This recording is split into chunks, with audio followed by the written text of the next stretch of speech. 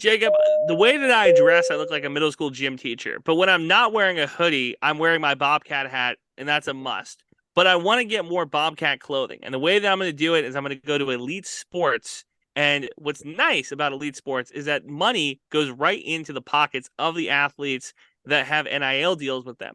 I'm very much into player empowerment. And one of the ways that I can empower the players is to buy their clothes.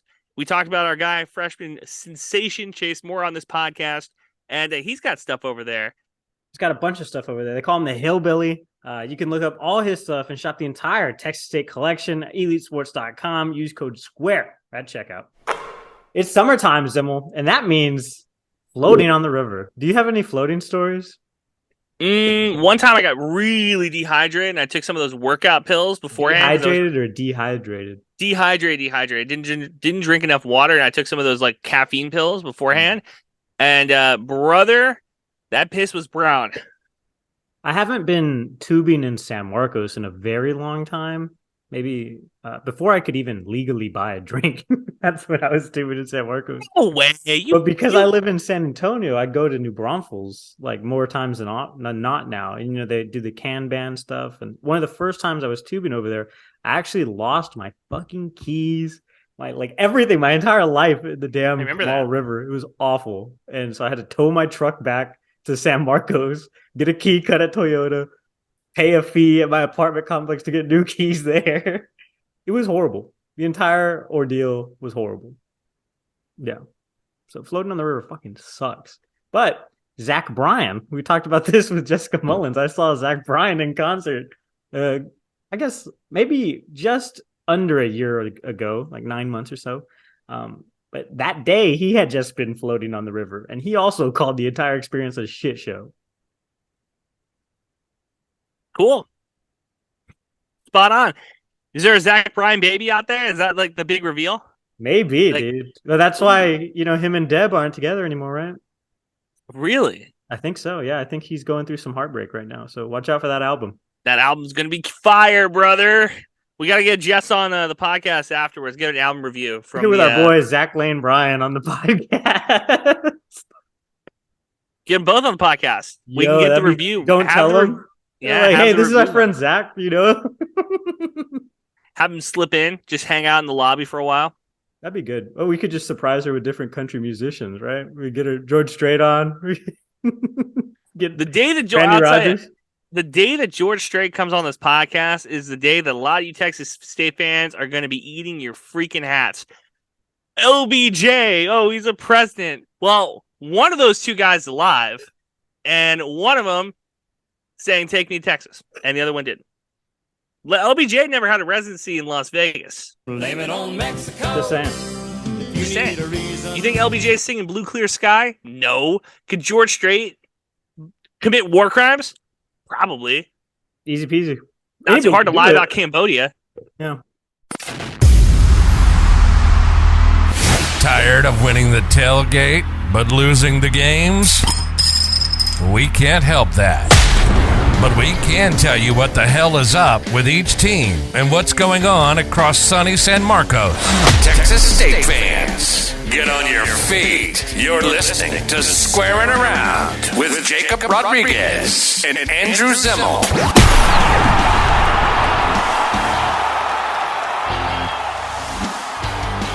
What's up, everybody? Welcome to Squarin' Around. I'm Jacob Rodriguez. That's Texas State Sports Pros Andrew Zimmel. We have, honestly, too big of a show this week. I have to edit this entire thing down to something biteable for all of us. We're super happy to be joined by Dave Campbell's own Mike Craven, the San Marcos Supervillain, who's been shitting on Texas State for a while now. For good reason, though. Don't act like this team didn't deserve it a little bit. You know, everybody gets their got, and then eventually, if Texas State ever holds up something shiny in the end zone, then hey, everybody will be there too. If Texas State ever parties in the end zone, maybe we should use that as a hashtag. Craven, just because you spank your kids because they ride on the wall doesn't mean you should spank the kids. You know what I mean? You spank somebody else. It's hard too because like we've been a part of this, like what feels like a very big buildup for this university, this team specifically, you know? signing 51 players, 52 technically if you count all the commits. I also got shit on that online. Whatever. 51, I guess, for all saying. End of the podcast. Can't wait to do L of the week. Over 50 commits signed, sealed, and delivered by GJ Kinney, which makes him one of the top 3 or 2 programs in the country to do that with all this transfer portal madness that's happening now. Do people leave before then? I don't know. Maybe. There's some storylines to be had yet. Yeah. Totally possible. Totally possible. Well, that's why we wanted Craven to come on here and, just kind of get lost in the weeds a little bit. I literally kind of had to check out because I was like, what the fuck are they even talking about? You got really into it. But always happy to be joined by the podfather himself, Mike Craven. What's up, everybody? Welcome to Squarin Around. This week, we're super pleased to be joined by Dave Campbell, Texas football's own, Mike Craven, who's now become San Marcos' newest supervillain. Craven, I was talking to you about this earlier, just off air when we were kicking around, but I feel like this is a really vile fan base sometimes, just because, what have we come to expect, And so when people, sports writers, start writing, giving these takes, it's easy to be like, hey, not my school, look at what we're doing. But obviously, you've been around this program in the past, different coaching administrations. What's the vibe like now? Yeah, I grew up, so this is a dirty little secret about me. My uncle Lance Runnels ran track at Texas State. I grew up around Charles Austin. My first name is Charles for a reason. And so my mom went to Texas State. All my uncles went to Texas State. The same colors there in Dripping Springs. And so when I went to UTSA, it was a little bit of a family controversy. And so I get into these little bit back and forth words with my uncles all the time. So my nails are pretty sharpened when it comes to Texas State versus UTSA banner.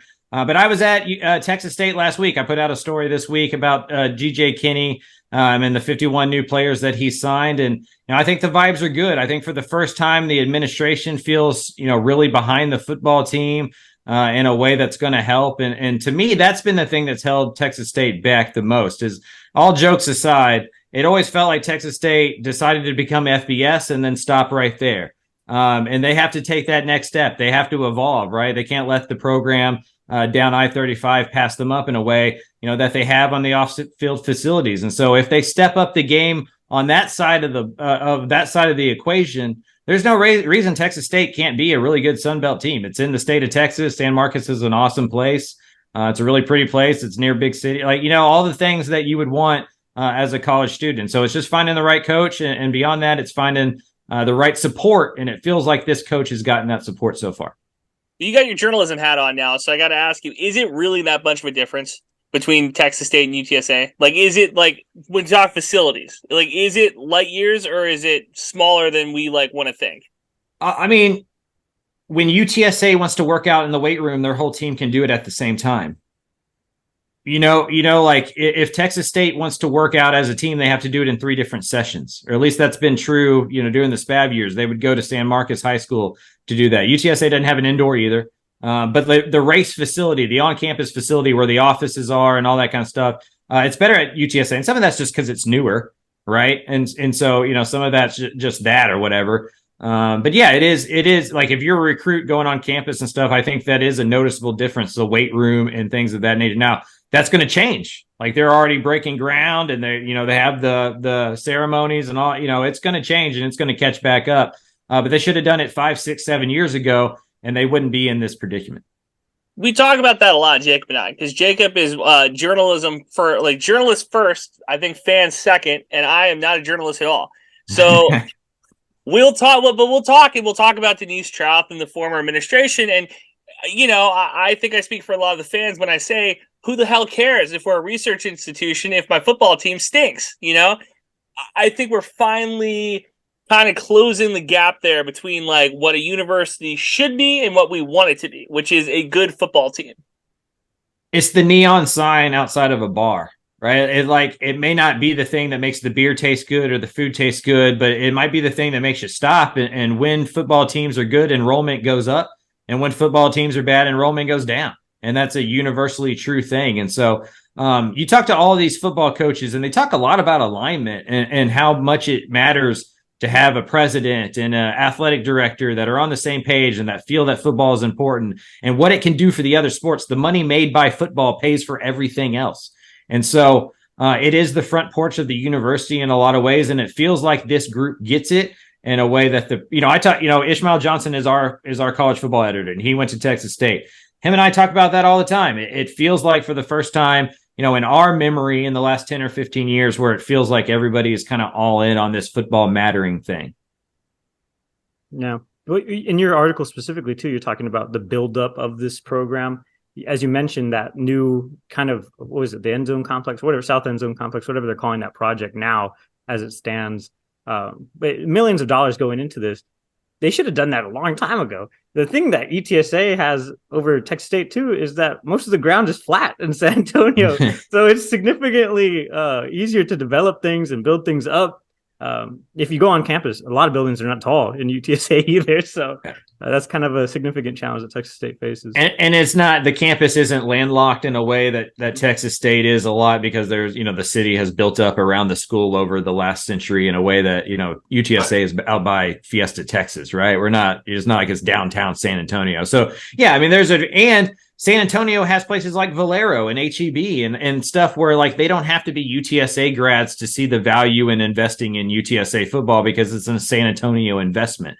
It's, like one of the top 10 biggest cities in the world. And the only thing else there is the Spurs. And so you can get Red McCombs, you can get Valero, you can get Academy. That's true. And so, I think UTSA also has that advantage. But also, really, honestly, guys, like we can talk about all this. I almost cuss all this stuff. You can cuss on this show if you want. Oh, I can. Okay, we can talk about all this shit all we want to. Just look at the records between the 2020 game and now. Like when Texas State and UTSA played in 2020, and like that's all of it, right? Like it is easier to give $100 to your university when they've gone 8-4 or 9-3 or 10-2 and won a conference championship than when they went 4-8. It just is. Like we're all fans. Like that's how it is. And so if Texas State starts winning, a lot of these conversations become moot. I don't know if they do. And I'm gonna disagree with you there, because I think that the Texas State fan base is in part teachers, right? Like I think that's the biggest export Texas State has, which is not, we know how that goes. Not a lot of like money to give, and losers. Like we don't have a ton of people out here that are making Valero money. So maybe you're right. Maybe a bunch of us can give $100, but UTSA and San Antonio, it's a tough one. I really do believe that it's going to take the football program getting to the point where we are consistently putting guys in the league, like consistently putting guys in positions to succeed at the highest level, and then having those individuals give back versus having the fan base give back. Is that, I don't know. Well, is the conversation about keeping up with UTSA, or is it about becoming a successful football program? Because if you're UTSA, that was an excellent catch in the background of that land. If you're UTSA, it would be fool's gold to start comparing yourself to SMU the whole time, or to start comparing yourself to Texas or Texas Tech or somebody with a bigger budget. And if UTSA is going to have the big city, if they're going to keep rising conference realignment thing, like Texas State needs to worry about the Sun Belt. Like they need to compete with App State. They need to compete with Louisiana Monroe. They need to compete with Coastal Carolina. I think San Marcos can absolutely do that because Austin's growing into it.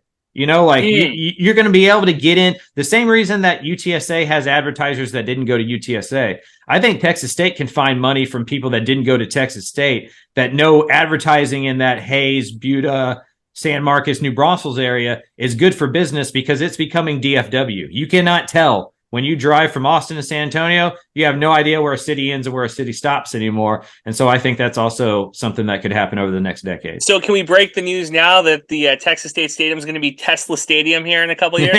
Yeah. Or some Saudi Arabia group may come and buy it. That's what y'all need to lean into. Get on that live golf tour, get some NIL money, start hiding some washing some oil money down there. I was going to say the big exports teachers, the second exports journalists. I don't know if we can get the Saudi money. Right. They drive cars too. Well, there's a lot of development, as you were saying, in that whole area too. It just get an apartment in Kyle is like $1,000 a month now. So there's money to be had for sure. But it's the same reason that like I will just burn money on the baseball team at this point because they're proven winners, So the second Texas State continues to win at anything, basically, the money will come. If you build it, they will come. #Field of Dreams. Yeah, But, fans will show up to the stadium. You start taking more of the gate, you start taking more concessions, you start selling more apparel, you start getting more donors. The enrollment goes up a little bit. It all works together, right? And so it starts with winning, and hopefully GJ Kinney can do that. Because contrary to popular belief, I root for every single one of these schools in the state. Like, my dream is the Final Four to be all Texas schools, for every conference champion to be a Texas school, like all of that stuff. Like, I'm a person, right? So I have my favorites and my not so favorites. But my life and my career and my livelihood is much better if Texas State's winning the Sun Belt, North Texas is winning American, Texas Tech's winning the Big 12. You know what I mean? A&M's winning the SEC. Like, that's good for me.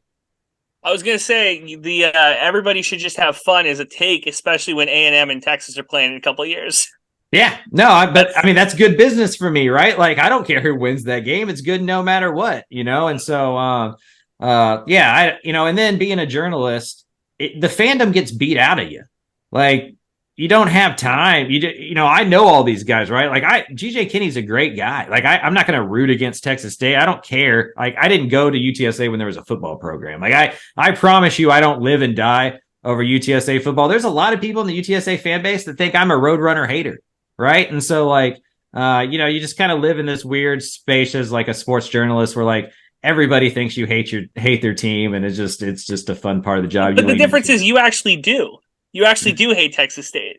I just think you're a Roadrunner truther, Craven. You can't hate something that doesn't matter to you or like scares you or whatever, right? Like, I have a bigger dog. I doubt it hates like a Chihuahua, right? Because what can that Chihuahua do to that dog, right? Like, until y'all win a football game against us or go to a bowl or do something in any kind of threatening fashion, then I'll start having the enough feelings to hate somebody. Right now, it's that cute Sunbelt school on the way to good Mexican food, which is fine. All right, so this leads us into the next thing.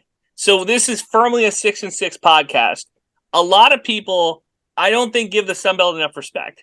Now, Texas State is the lone member in the Sun Belt Conference in the state of Texas. You are the premier authority when it comes to talking about college football in the state. Give me your breakdown of the Sun Belt, because I have a lot of respect for it. I don't think a lot of other people do.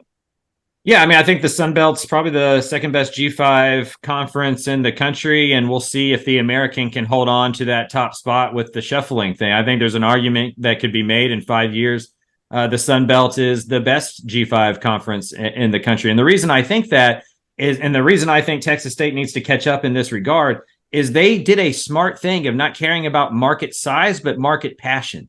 And if you go to all those Sun Belt schools, they give a rip about football. Like, they are passionate. They show up. They don't care if they're playing a national championship or if they're 5-5. Like, they go to the games. Like, it's a big deal in those towns. It's a big deal for those people. And in college football, that's what it's about. Like, I know we're moving more and more towards it being about suits and being about money, but we can rebel against that. We have our own brains. We can pay attention to what we want to pay attention to. Give me Coastal versus App any day of the week, right? Like, and those are good, fun football games. And if Texas State can get into that conversation and start becoming a part of those big games, I think there's a huge part of us as college football fans that want to go back to the time where it was just about the pageantry and the fun and the passion and the rivalries. And places like the Sun Belt are kind of like the last beacons of hope for that, right? And so hopefully Texas State can kind of get into that upper echelon and become more of a player in those conversations. You could argue that the people in Mississippi like sports too much, to a fault, Brett Favre. I mean, that's a tough look. They definitely like other people's money. This isn't a volleyball podcast with the football writer on here, but Brett Favre, he really likes that college volleyball. Yeah, he does. Like, to a fault. All right, so I have respect for the Sun Belt. I'm glad that you respect my conference more than my team. 6-6. Is that kind of where you're at here with the two, or do you think that it's what's the take away right now for Texas State? I think the magazine's 5-7 is where we have them. Of course, there's a plus or minus a few here or there. I think the line came out at 3.5. Is kind of the first over under I saw at major books, and so if you believe fondly in 6-6, I would take a large amount of money and go bet that, right? Because you can buy a couple games and make a lot of money there. I think they're more likely to to get to bowl eligibility than to be at 3 wins. Like, I think they're going to win more than 3 games. I don't think it's going to be a 3-9 team. But when you bring in 51 new players and a whole new coaching staff, what can you hang your expectations on? Just talent, just vibes, just mood, and how much of that is the honeymoon stage? And we've all had it before. We've all been fans before where like everybody says the right thing the first year. It's weird if you don't walk out of those buildings in year 1 and go like, dude, they're going to be awesome. And that's the thing for me is I for the magazine, I go to all these colleges and I walk out of every single one going, man, they're going to win a lot of games. Like they're, that's the best offseason they've ever had. And so, we'll see. We'll see what Texas State's going to be in year 1. All I know is that coaching staff knows what they're doing. They're going to get this thing figured out. I just don't know if it's going to be right away because it's hard to project, what is a completely different roster. Like I don't even know if they know each other yet. Right. So how can we? And continuing to add things too. So let's talk about that, I guess, because you've been in the same room with GJ Kinney more times than we have. Let's talk about him as a person. He was just at Mark Sanchez's wedding. Obviously, just a very interesting guy. He's done a lot in his life, and it's all culminated to this moment where he's taking the reins at D1 school with everything to prove, basically. So what are those initial conversations like? And can you? I guess you were talking about expectations and stuff. Can you sniff the bullshit right now? Or, what can you see from him? Yeah, I mean, you talk to these guys, you get one-on-one, you get around them, and I don't know if it's 100% clip rate, but you can kind of tell, like you can kind of tell the guys who are built for it and the guys who are not. And, I like to lean on other people's opinions. Like I ask the people I respect their opinion about something they know more than I do about. And all of the coaches I respect talk about GJ Kinney like he's the next thing, like that he's going to be a big deal. And that's not just Jeff Traylor, right? Like that's people just around the business who like what he does, like the way he talks. He's done it at a big level. He's been a player in college. He's been a player in the NFL. He knows a lot of guys. He's a smart mind. His dad was a football coach. He's gone through adversity. The life of GJ Kinney has not always been easy, right? And so like all of those things add up to be a dude that's going to be successful. Now, none of this stuff's guaranteed, right? A lot of really smart guys have failed, and there's so much variables that go in. There's so many variables. Yeah, but I don't know if Jake Spavital wasn't mature enough yet for that job. He GJ is. I think he's a lot more ready for that job and the trials. I don't think Spavital understood the issues at Texas State. GJ Kinney is coming from a place that was worse off than Texas State. So GJ Kinney at UIW couldn't afford the password for PFF's transfer portal. Mm-hmm. He was borrowing passwords from other schools and stuff. You walk to Texas State and he goes, man, I got some stuff, man. I got some resources. We can do some stuff here. Jake Spavital walked from bigger colleges into Texas State. And I think he was shocked by the obstacles that he had to face. And so, yeah, I think GJ Kinney I think he's going to be a better head coach than what Jake Spavital is for a lot of reasons. But one of them is I think he has a better understanding of the issues faced in front of him. And to me, that's half the battle. Well, the only reason I say that is because I'm concerned, because you go through it and you go like, oh, he's a young guy. There's a lot of people who like him. And I'm thinking to myself, I remember 4 years ago, we were having the same conversation about Spavital, where it was like Dana Holgerson loves this guy. There's Kevin Sumlin loves this guy. There's a bunch of dudes who are in the state of Texas who are giving this guy like a lot of praise. I think GJ is going to be great too, but I just get concerned. I've been hurt before. You know what I mean? Oh, no doubt. I think the main difference is GJ Kinney knows how to be a program leader more than Jake Spavital had. He'd only been an offensive coordinator, and the guys you just mentioned mostly called their own plays. And so, he had been the offensive guy for other offensive guys. And so, Kinney has been a head coach before at a place with less resources than Texas State. He doesn't call plays. That's a Mac Leftwich joint, right? And so he really does concentrate on being the team builder, the roster builder, the constructor, somebody who doesn't need to be all over the X's and O's, can do all the other stuff. And I think that's going to provide balance. Now, again, they can go 3-9 and I wouldn't be shocked. It's a whole new roster, all that kind of stuff, right? I'm not guaranteeing success or anything like that. I just think GJ Kinney is somebody who understands the troubles or the issues or the problem points that could arise with this job. And that's a huge part of being a head coach, is knowing, because very few places are A&M in Texas where you just can throw money at anything and you solve it. Like most places have some stuff And if you understand what that stuff is, you can attack it better. I'm not sure the last regime understood what that stuff was until it was too late. I like that. That's a good way. That's a really good way to put it. I do this for a living. He's not like you, Zim. We'll just play and pretend. Oh, okay. All right. Okay. You had an early morning today too, Craven. You were in Austin on the horn early this morning. Yeah, I was hosting the B&E show from 6 to 10, and then we do our Republic of Football podcast from 2 to 3. So I've been talking a lot about sports today. We actually had GJ Kinney on the radio show today. He can't get away from me. So we talked about his waistline and the portal and some expectations for the year. But you were saying on his waistline, that was a direct contributor to just hosting recruits, the volume of recruits that he was having. Yeah, that was funny because, like, he's a laid back dude. Where I'm a couple years older than him actually, which has been a very weird adjustment as a journalist, going from like the young guy to like I'm the same age as like Lashley at SMU, and I'm a little bit older. What that says that they need to start hiring older coaches. That's what that tells me. No, it just means that I'm getting old, right? Like I'm pushing 40. I'm like 3 years from being 40, man. And I'm getting old. I'm almost at that time. You don't want to go to your yearly physical, right? It gets a little bit more intimate. So, I think when I sat down and was talking to Kenny, we were just BSing about stuff or whatever. And I was like, what's the downside to having to turn over a roster like this? And, he was like, I've gained 20 pounds. I'm at the hibachi grill all the time. Like I can't. Because I was like, are you going to keep doing this? Is this going to be the formula from here on out? And he's like, I can't. My waistline can't do it, And so he's going to try to lose 20 pounds before the football season. He's on like acai bowls and like Chick-fil-A salad, he said, and stuff like that, trying to drop the weight because, the hibachi grill put it on him. Dang. If Texas State gives a guy a heart attack, that's tough.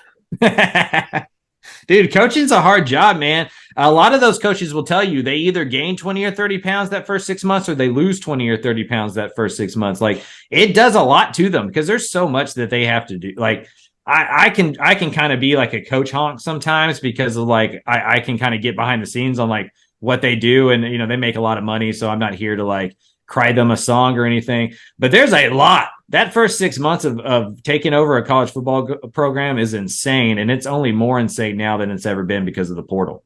I think he was solo too for like 2 whole weeks before he was able to get everybody from UIW over and then announce those initial coaching hires and take some pressure off of himself. But yeah, immediately after you asked that first question at the presser. At this time, if there's any questions.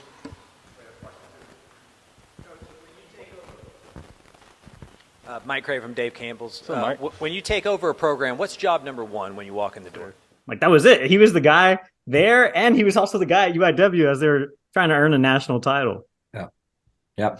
He can, and I think, and that's the other part, right? Is like Spavital had never done what he did at UIW, and like we can write off UIW as an FCS school if we want to or not, but you don't just win games on accident. You don't go to semifinals on accident. You don't take a quarterback who's on its 5th stop, who's been passed over by a lot of different places, and turn him into what is the Heisman Trophy winner for FCS. Like that's success, and so. I think that that'll help Eric Morris at North Texas hit the ground running too. As soon as you've done something, it's easier to do it the second time than the first time. But here's the difference, and maybe I'm wrong about this, but I just don't know if FCS football and FBS football have ever been further apart. Like I think the competition is a lot different at this level, and the reason I say that is because I watch North Dakota State every single weekend in the fall, and every year I have to have the same conversation with North Dakota State fans who are saying we could be beating Minnesota, we could be beating Illinois, and I'm like, well, hold on a second. Like it's a completely different type of game, and UIW is playing a who can score 50 points first type of game, and I just don't know if that works in the Sun Belt. They Texas State and UIW played each other 2 years ago, and I was in that stadium, and then they also both played Nevada last year, and we can look up what the scores were for that game. UIW cannot compete in the Big Ten. But they can compete in the bottom half of the Sun Belt. They absolutely can. And so, like, that's the conversation we're having. We're not talking about Big 12 football here. But beating Texas State when they're dog shit, to me, is not like beating Troy. That's not beating App State. That's not beating Southern Miss. And those are the teams you're going to have to be playing. I mean, Texas State beat App State last year.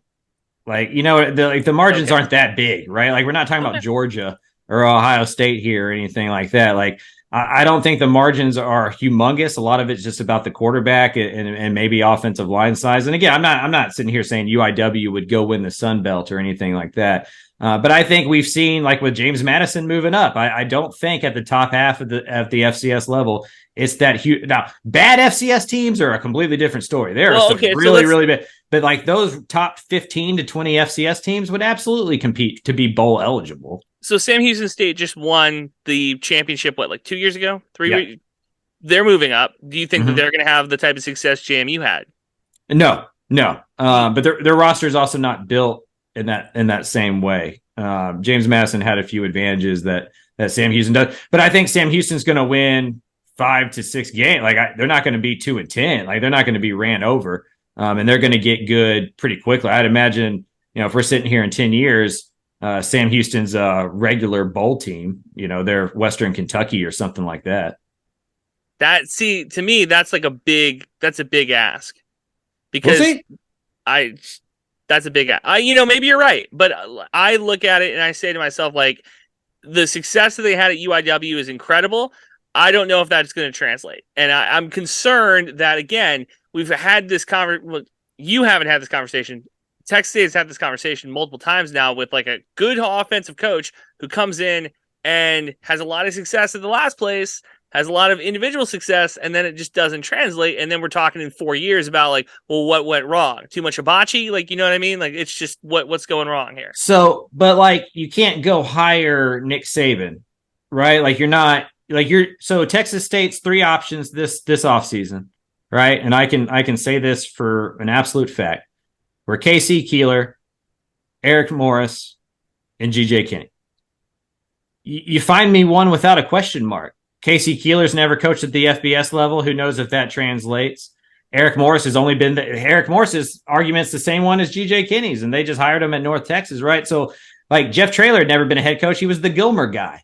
You know what I mean? Like, there wasn't, you could look at that hire and go, I saw this at Todd Dodge. You know what happened at North Texas, blah, blah, blah. And so, like, none of this is an exact science. And unless, ask Texas. They hadn't gotten it right in 12 years, and they got an empty pocketbook. And so, there's going to be question marks. Like there just is. There was question marks about Nick Saban. There was question marks about Bill Belichick when he got fired from the Browns. Like you're never, if you're hiring a guy, that means you need something. Something's not going well. And there's going to be question marks for the guy coming in. I think for as what Texas State's able to afford and who would want that job, I think GJ Kinney is about as proven as a football mind as you can hope to find, unless you go the Larry Coker route. And I thought that was the only other, and we've seen that with Francione, right? So pick your poison. And so you're going to pick one. You're going to pick young and unproven, or you're going to pick old and on the downhill of the hill. You're not going to get successful coach right in his prime. Why would they do that? Right. And so that's just the reality that we're living in my mind. Do you think that this is a dumb question, because I have a quarterback question for you, but a guy like Mac Brown, after he left Texas, like was that ever a possibility for a place like Texas State? Is that, or a school similar to Texas State across the board, any conference, any level? I mean, I think that's an individual decision. I think Mac's got too much money to take that headache on. Okay. Because if you're I think Gary Patterson is a better example, right? Because like maybe Texas State could have called Gary Patterson and seen what that was like. But I mean, do you want a guy who's like just trying to like do a legacy thing at the end of his career just to like show the old school that he wasn't quite done yet? Like, is that really kind of the coach that you want? I'll take the dude who's trying to prove himself and get that next job and become a big time college football coach, because then I can use that money to go buy the next one that wants to do that, and then go use that money to buy the next one because like Jeff Traylor at UTSA, right? He's going to pay for our next head coach. We're not keeping Jeff Traylor for 10 years. Either Houston or Baylor is going to come open within the next 2 off seasons, and Jeff Traylor's not going to be there, right? And like you use that money to go, that buyout money to go buy the next guy, and you hope you replicate that success. And then you go. The goal isn't to find a dude that's going to stay there for a decade and make you great. Like it's just we're not at that level, right? We're not like this is not going to happen. That's not going to happen at. But Arkansas, Houston. But Arkansas State is dealing with that, or dealt with that for the past 7 years, and now they got Butch Jones, and they're one of the worst teams in college football. So it's like I understand where you're coming from with that, but that's just, to me, that's a tough break. Which team's last decade would you take? Arkansas State or Texas State? Is that the question? Yeah, that's a no-brainer. You take Arkansas State. So you do it that way because sometimes you're going to have some really shitty seasons, but you're going to have 5 or so other really good ones, and Texas State hadn't had those. All right. Do you have an idea who the starting quarterback will be in the fall? I do not. And to be honest with you, I don't think they do either. Like they haven't seen all of the guys on campus, even in Texas State uniforms yet. You know what I mean? And so like a lot of that's going to be like Lincoln Perry and guys like that making that decision as much as the coaches. Like GJ Kinney, Mac Leftwich at the end of this summer are going to go to the leaders on that football team on the offensive side of the ball and go like, hey, who's the starting quarterback? Like the players determine that stuff, not the coaches. Like the players know before anybody else knows. This summer is going to be really big for that because a leader will emerge and it'll be that guy, whoever that guy is. My money would be on Malik Hornsby. But I wouldn't doubt it either to see a couple of guys in non-conference and then maybe run bubbles to the top by conference play starts. We had a similar situation, I think, a couple of years ago with Tyler Vitt and Brady McBride, where it was like, I think Tyler was I love Brady. But I think Tyler was the leader on the team, and I think Brady was just the best quarterback. And I'm hoping that it's not a similar situation because I'm hoping that Malik is the best leader and the best quarterback on the team, and we don't have a situation that in week 5 or week 6 it's 3-3, and fans are asking like, "Well, what about this other guy? I heard this other guy looked good in practice." You know what I mean? I don't know if the quarterback has to be the leader of the team or the leader of the offense. It definitely helps and it makes it a little bit more organic. But I think guys like Lincoln Perry are the leader of this team. I think some of those offensive linemen that are coming in from UIW are going to emerge as leaders on this team. And so, I think you just need to find a quarterback that can run that offense. And that's going to be the thing for me is like, Malik Hornsby's a different kind of quarterback than Lindsey Scott was. And so that offense can't look exactly the same. What is that going to be like? I'm fascinated. Like that, the offensive staff at Texas State, in my opinion, are some of the smartest young offensive minds in the country, especially in the state. Like, I mean, Mac Leftwich is a wizard. Like that dude, go just for fun. This is a football nerd thing of mine, but for fun, just go watch the fourth down concepts that Mac Leftwich can run in different ways. Like they're great. And so I think they're going to figure out schematically a way to make the quarterback good. My question would be like, are they going to be big enough to run the football and will they stop anybody? So would you say they're top 5? Like in the state? I mean, if we're going like 30 and under, 35 and under, like, I think Mac Leftwich is going to be like a future. I think he's going to be like Garrett Riley or something like that. Kendall Bryant. Like, I think he's going to be a P5 offensive coordinator within 10 years and probably a future head coach somewhere. Like he's really good. He had other places he could have gone. I'll put it that way. He had like real FBS offers to be an offensive coordinator. So like had the Texas State thing not happened for Kenny, Mac Leftwich was going to be a FBS offensive coordinator somewhere else. I know that for a fact. We're talking about a coach that has already had a departure too. Like, what was it, like 3 weeks into it? Cam Martin left for UCF. So, I mean, these guys are all very talented people. Well, it kind of reminds me of that, like Mike Shanahan, Washington coaching staff, the way you're describing it, at least, right? Where it was a bunch of those young guys, Kyle Shanahan, and McVay. I think Mike McDaniels was on that roster too for coaches. So, I don't know. Yeah, that's it. I mean, GJ Kinney was getting asked by NFL coaches to stay on staff when they were cutting him. Like as they're cutting him, they're like, hey, you want to be a coach? And like, there's been a couple times where I think he got kept on a roster because it kept like basically a coach in the position room. Like those guys are very well respected. And again, it doesn't guarantee success. A lot of really, really smart guys have fallen on their face and failed. Like football's littered with them. But I mean, they are absolutely young, respected, like up and coming offensive coaches in college football. No doubt. I mean, they just are. Yeah. But would you put them in the same camp like as the Dykes and Bryles, or is it like a light version of that? Like that's kind of where my question was. Yeah, I mean, I think it's like a Rhett Lashley type situation, like in that kind of like Gus Malzahn. They haven't invented an offense. That's the thing, right? Is like the Dykes-Bryles stuff, that was revolutionary. Like being on the front end of the Hal Mummy, Mike Leach stuff, that was stuff you'd never seen before. Defensive coordinators didn't even know what it was, and they're building on top of that. So it's hard to compare to like when the book first started, right? But like the evolution of the product, they're absolutely, amongst the football nerds of the world.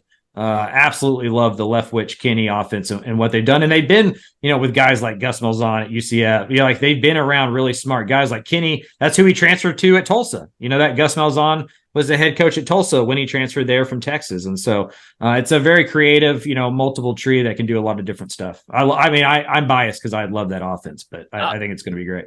And I think what Texas State has that I think other places maybe lack is a running back room.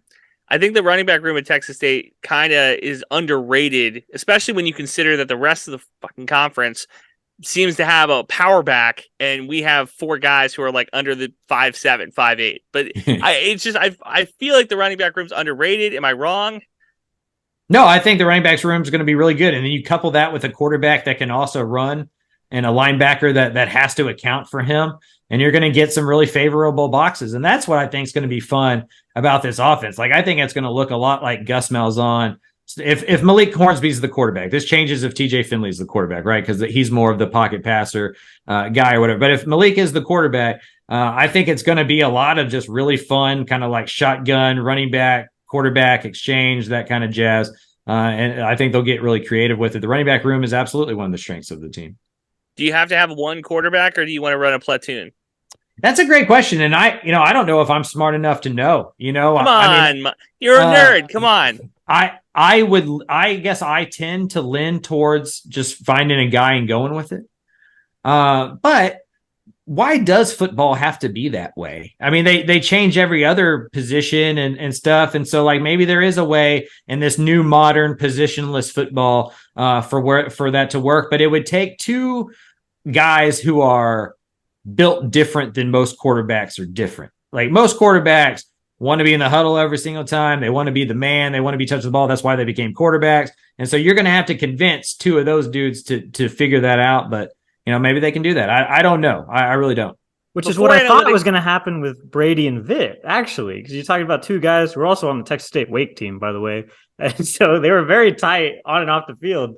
And you would think something like that would lend itself to something like that naturally. As you're saying, that would take an entire different like cultural approach to the position, to everything, basically, to college football as we know it. Coaches don't like to do new stuff either. Well, because if you fail the same old way, you get a pass for that. You fail a new way and people crucify you for it. So I just think like in baseball, which is what everybody compares it to, right? Like a starting or relief pitcher. It took decades. It took doctors. It took math for these starting pitchers to be like, okay, I guess I'll give the ball up. Yep. There was fights. There was pitchers who threw fists with their managers saying, I'm not coming out of the game. So I just think like in college football where it's 18 to 22-year-old guys who have been told their entire lives that they're special and cool and unique, that like, hey, guess what? On this third quarter drive, we're going to go with the other guy, and then we might bring you back in the fourth quarter. Unless it's Tua, you know what I mean? I don't see that happening.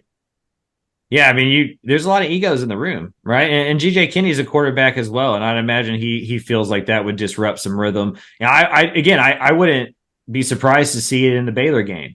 I wouldn't be surprised to see it in some of the non-conference games. But I think by the time they hope by the time the Sun Belt Conference rolls around, there's a guy that they can lean on. But you're going to need 2. Like, I think 10 out of the 12 FBS teams last year in the state started 2 quarterbacks for at least 3 or 4 games, right? Like, you're going to play 2 guys. Houston and UTSA were the only 2 schools that started their quarterback every single game of the year last year because of injury. So, like you're going to need multiple dudes. Good stuff. And we started 1 guy last year, all the year, because, perhaps some. Oh, that's right. I guess Texas State. That's 3. Did he start every single game? Most of them, I think. I thought he missed I don't know about the non-conference ones, but yeah, like you were saying, I would be surprised if Texas State didn't run out 2 for UTSA, Baylor, and Jackson State. It'd be weird not to. Yeah, you got to see what you have. If we're here, okay, I'm as a fan. If we're running 2 quarterbacks out against UTSA, I'm gonna have a problem with that. That's fair. That's fair. After we may or may not get shellacked by Baylor? Question mark? Huh? After we may or may not get shellacked by Baylor. Well, no, because the thing is that it doesn't matter. UTSA could be the number 4 team in the country on their way to a national championship. I'm going to think that it should be a competitive game. So if you're running 2 quarterbacks out there, just inherent bias tells me that you haven't made a decision yet. There hasn't been a guy that, like, the cream hasn't rose to the top yet. I'm going to look at it as like, what the fuck are we doing? Whereas remember a couple years ago, the Rutgers game, which should have been a competitive game. I blame the coaching staff for that one completely. But they were like, well, I guess we got to burn Vitt's red shirt. I guess we got to throw him out there. And it's like, what are we doing? What's going on? What's the brainchild behind this one? Turns out there was no brain. So that's why. Can't have a brainchild without a brain. That is a requirement. I won't. I did not. Those were not my words. I did not say that. Mike Craven did not say that about the previous coaching staff. Well, I think that was Withers' year. Yeah. Oh, was it? Okay. Yeah. Well, luckily COVID happened and red shirts no longer mattered and people could play for 9 years and stuff. And so no big deal. No water under the bridge. So what's the difference between Texas State and Sam Houston State? You had Texas State as the second worst team in the country, or in the state, I should say. Well, the country. Sam Houston State, the bottom. Uh-huh. Is there a difference, or was it just a coin flip?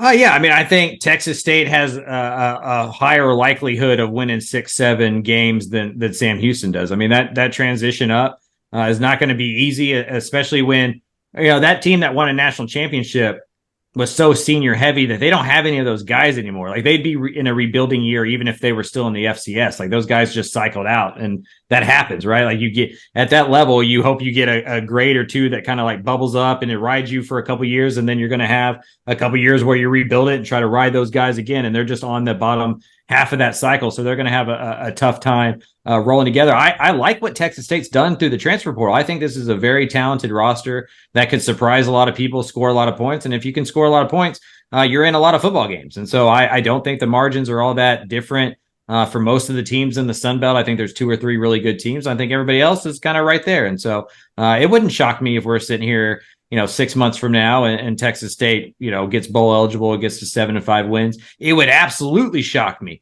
if we're sitting here 6 or 7 months from now and Sam Houston has 7 wins. And so that's the difference for me.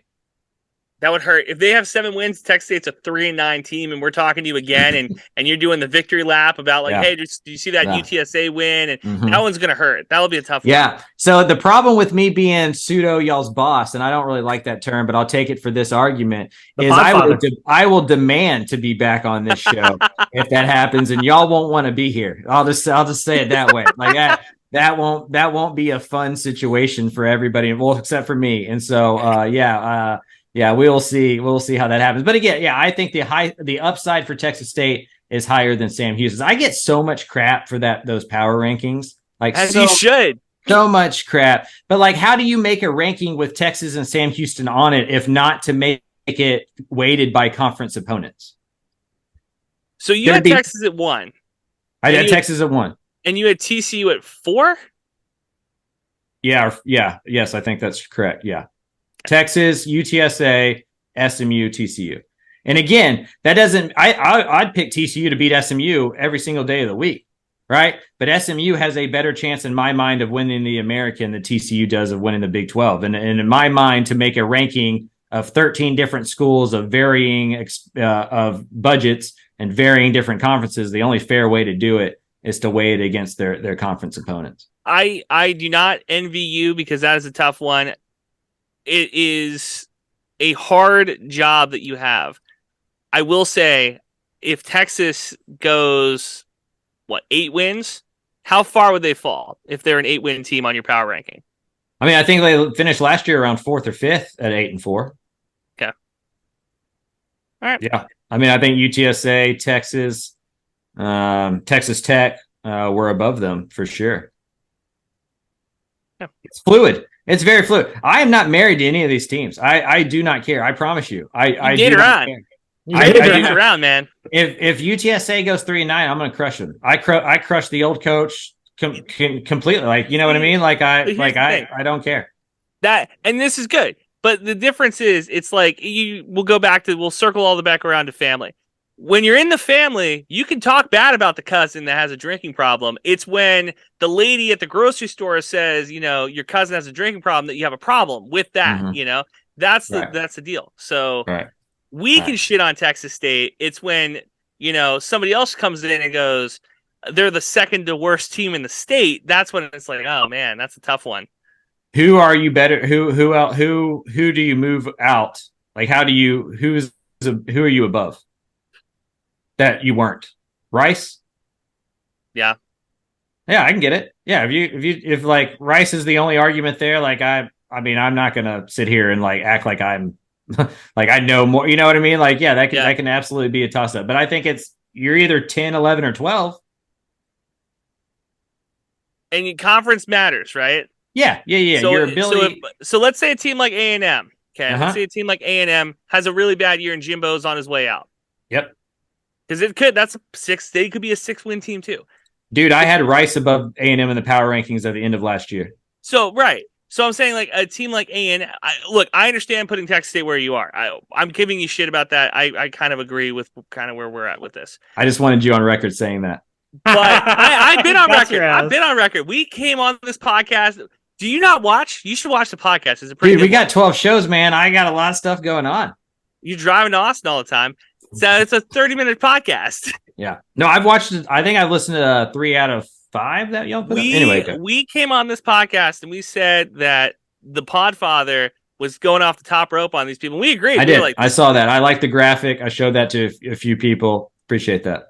Spot on. Shout out to the graphics department. We're on the same page here. Yeah. It's just, we can't have a Texas State podcast without trying to defend the podcast to the best of our ability, right? Totally. I just want y'all to know that I'm not your enemy. Sometimes they deserve it. I'll be honest. I'm just a truth teller. That's it. I'm just here to tell some truths, and I'm sometimes wrong. That's the price you pay for when you talk and write about sports as much as I do, right? Like, you're gonna have some really crappy opinions. But I am here for the Texas State UTSA rivalry becoming a big deal. And I think that requires Texas State holding up its end of the bargain. And I really like the head coach that's in San Marcos. So consider me an honorary Bobcat, honestly. It used to be a sponsored rivalry too by HEB. Yeah. Now it could be Tesla. Well, if it wasn't 5-0, maybe they would have hung around, The Joe Rogan Experience paddle. Can we get that? Can we get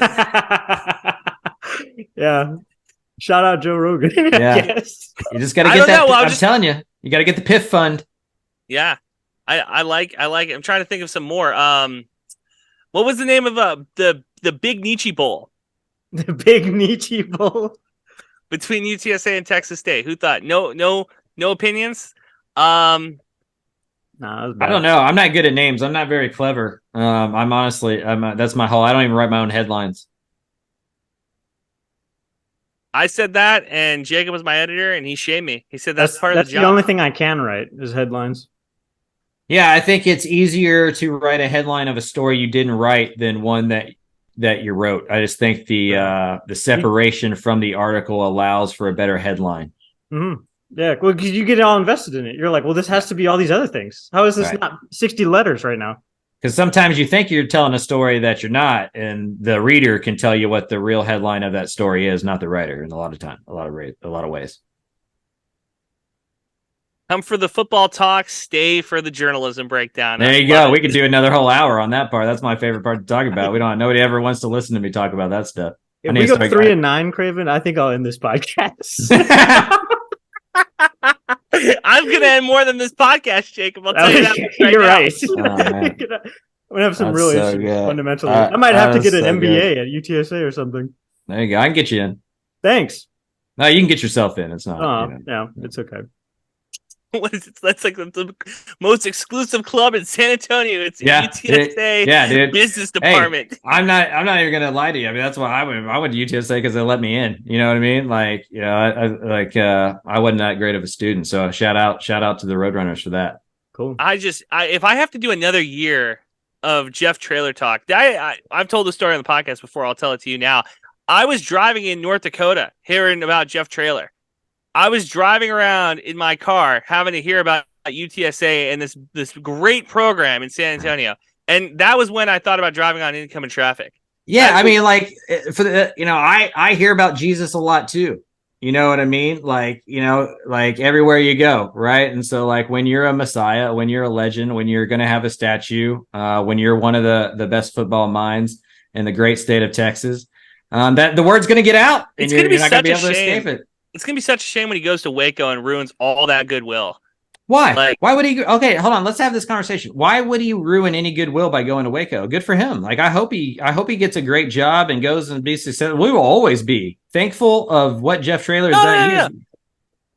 UTSA fans are they Oh, owe everything to this guy. But Okay, I mean, okay. like nationally, he's gonna go to Waco and like be okay. I guess I don't know. Big 12 is not getting any worse. Big 12 is getting better. So maybe Jeff Traylor goes to Waco and turns that whole program around. You give Jeff Traylor some resources and some history. Y'all better watch out. If Texas or Texas A&M messes up and hires that man, the last guy to go to Waco to win signed a deal with the devil.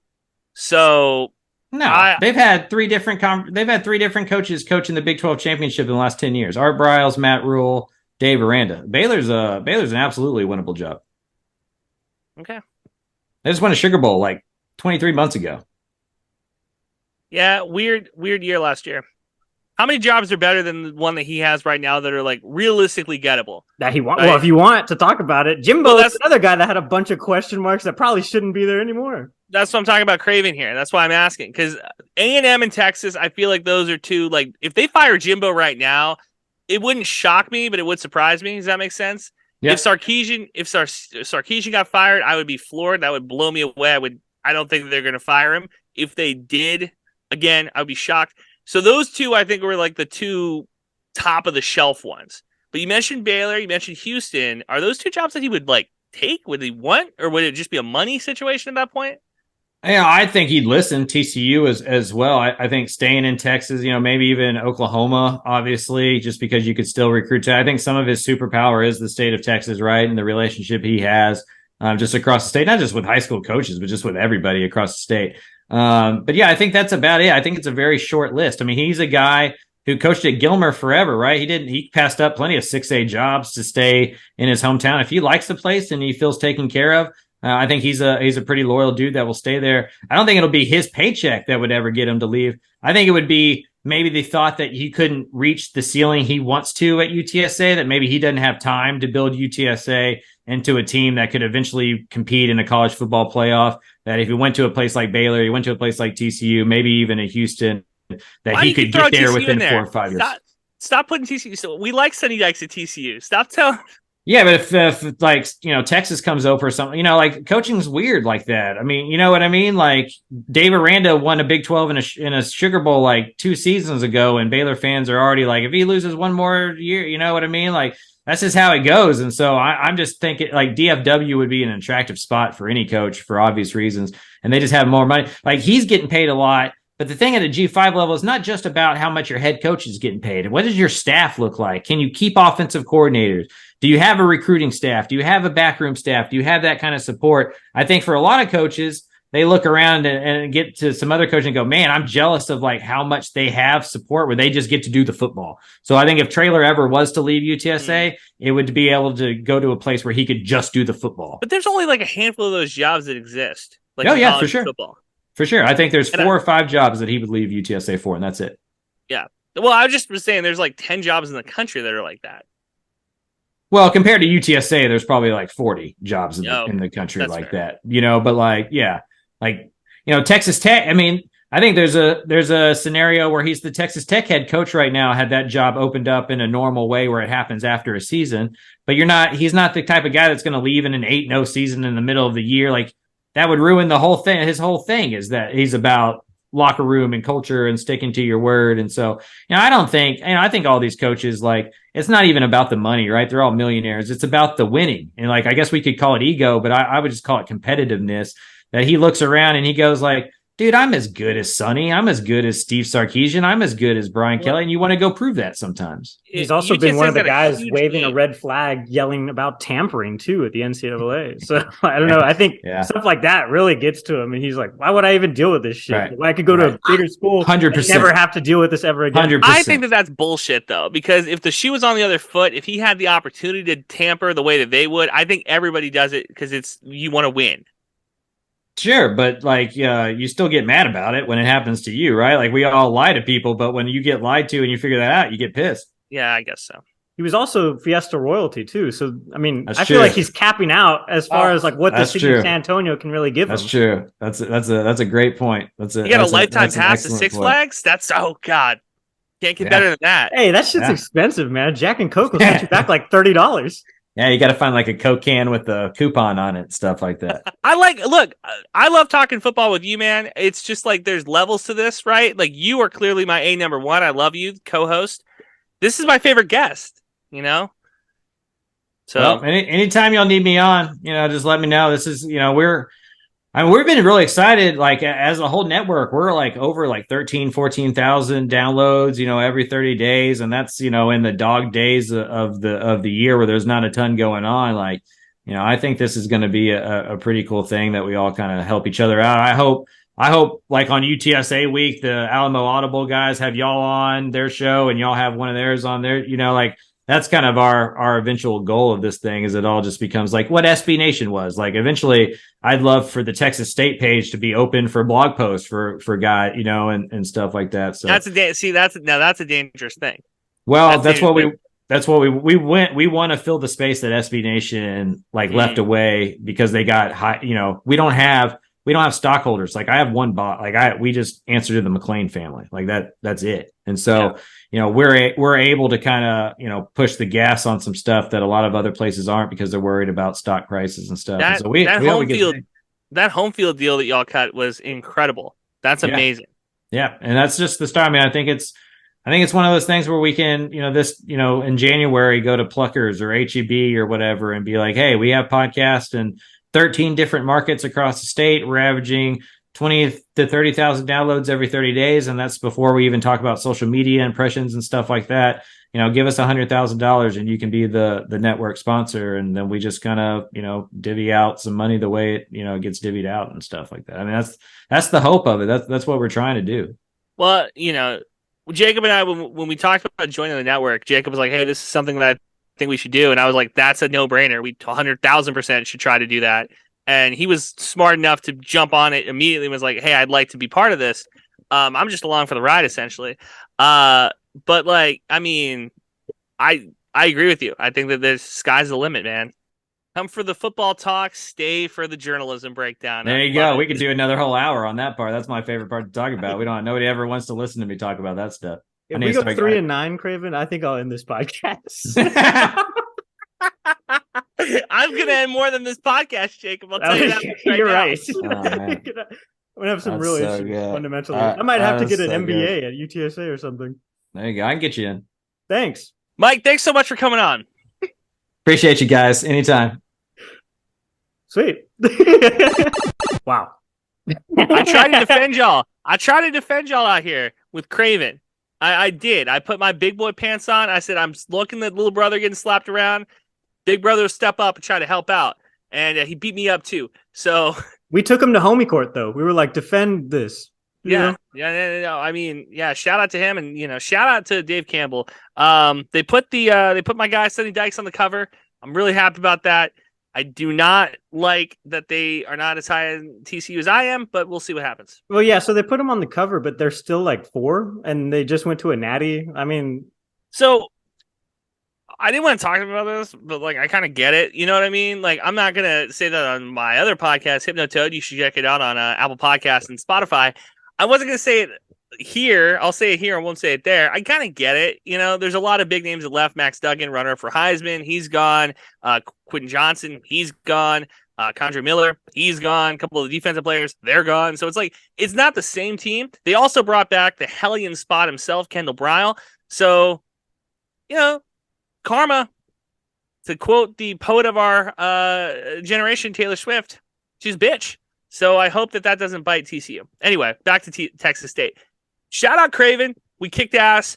I can't wait to have him on the podcast in kind of like 7 months, 6 months, when we're talking how Texas State won the Cotton Bowl. Really excited about that. Well, we kind of dipped our toes into like what the Republic of Football Network is too, towards the very end before I cut the rest of that whole thing for legal purposes. But yeah, it'd be really cool to go onto the different shows and talk to them about our stuff, talk to us about them, and just spread propaganda for all of our schools. No, I'm planning to cut. When you come to the Gabe Campbell Football Podcast, you come to Squaring Around, you're getting real talk. Like I said, day one, we're not lying to you. We're telling you the truth. Welcome to Thunderdome. Welcome to the fucking Thunderdome. Yeah, we're not going to lie to you. We go on other podcasts, we will be lying. If we go on that UTSA podcast, I will be spreading propaganda. I will be telling them. I kind of forgot that some people take podcasts pretty seriously though, because he initially was like, "Oh, sorry, I didn't mean to cuss there," and I was like, "What are you talking about? We just shit on this show all the time." Yeah, no, but I'm reiterating. I'm looking at the camera. Camera one. I will be cutting propaganda on the UTSA podcast. You want to go listen to that podcast because I will be telling them lies about Texas State. And I've already been kicked out of their facility before, so I have nothing to lose. I know. So shout out Alamo Audible on the Republic of Football Podcast Network. Also, one of my favorite listens on that entire network. We talked about Gambling Gauchos a little bit, so they're a really good listen. Is that going to be your new competition? 2 Bears, 1 Cave. Very good podcast to listen to about Baylor. Yeah, is that your new competition on the network? What, you have Gambling that Michael Gauchos? Jordan? Those guys are fucking huge, man. There's no point in me going up against them right now. Okay, got you. I will say our video product might be a little bit better. Shout out brand managers. We just got new graphics. Hey. Yeah, my L of the week, though, is definitely 52 versus 51 or whatever commits. And people talking shit to me, like saying, "Hey, that's a preferred walk-on, don't you know?" Oh, am I just supposed to fucking look that up? Like, how much information do you think is readily available for all this shit? Before we wrap up, because I know we're wrapping soon, I want to give another shout out to the Square Talks with our track guy, because you put me on the Twitter and my phone has not shut up since, because you posted a clip and it's been blowing up. Because really? I've been getting, all week, I've been getting retweets and likes off that tweet. And I keep thinking I'm getting retweets and likes, and I'm not. And it's the Squaring Around social media account. So shout out to you, and shout out to our track squad. For the record, it's gotten 2 retweets and 12 likes. And this is the man who formerly had like the deaf and hard of hearing like flash on his phone. So that's kind of on you. A big deal. I really don't know what else we could talk about. Everything else just feels kind of lame. So that's the entire episode, everybody. Thanks for watching. Follow us on Twitter at SquareandPod. Peace. Do you see this tweet? Thanks for listening. New episodes out every Thursday. Follow the boys on Twitter. Eat 'em up. Eat 'em up.